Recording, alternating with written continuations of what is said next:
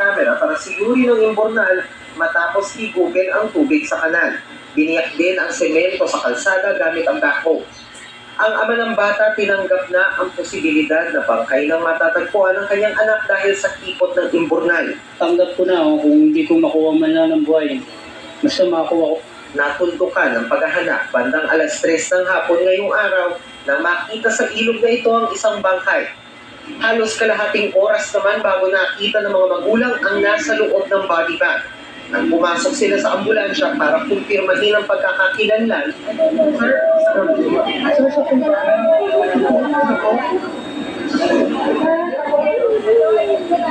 sa spot report ng mga magulang sa barangay, kasagsagan ng malakas na ulan, pasado alas 3 kahapon, nahulog ang paslit sa imbornal habang naliligo.